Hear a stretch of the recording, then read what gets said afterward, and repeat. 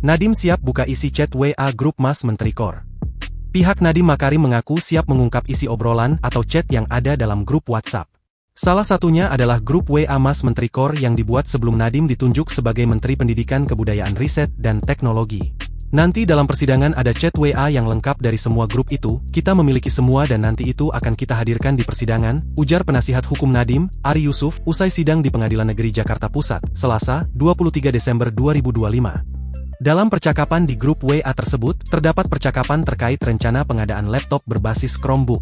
Kendati demikian, Ari masih enggan mengungkap kapan pihaknya akan memamerkan isi percakapan grup WA Mas Menteri Kor.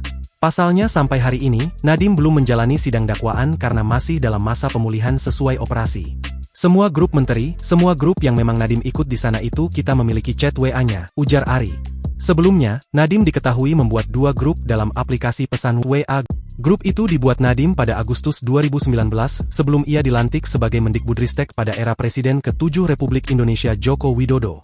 Hal tersebut diungkap Jaksa Penuntut Umum dalam sidang perdana kasus dugaan korupsi dalam digitalisasi pendidikan pengadaan laptop Chromebook di lingkungan Kemendikbudristek tahun 2019 hingga 2022. Jaksa mengungkap, dibuatnya 2 grup WA tersebut adalah untuk mempersiapkan digitalisasi pendidikan sebelum menjabat sebagai menteri. Grup WA dibuat sebelum menduduki jabatan sebagai Mendikbud, sekitar bulan Juli 2019 dan Agustus 2019, ujar JPU dalam sidang di Pengadilan Tipikor pada Pengadilan Negeri Jakarta Pusat, Selasa, 16 Desember 2025. Jaksa mengungkap, 2 grup WA yang dibentuk Nadiem adalah Mas Menteri Kor Tim dan Education Council. Kedua grup tersebut beranggotakan sejumlah teman Nadiem, 3 diantaranya adalah Juristan, Najela Shihab, dan Fiona Handayani. Ketiga nama tersebut diketahui pernah bekerja di Yayasan Pusat Studi Pendidikan dan Kebijakan. Dalam kasus dugaan korupsi dalam digitalisasi pendidikan pengadaan laptop Chromebook di lingkungan Kemendikbudristek tahun 2019 hingga 2022, 4 terdakwa disebut telah menyebabkan kerugian keuangan negara senilai 2,1 triliun rupiah.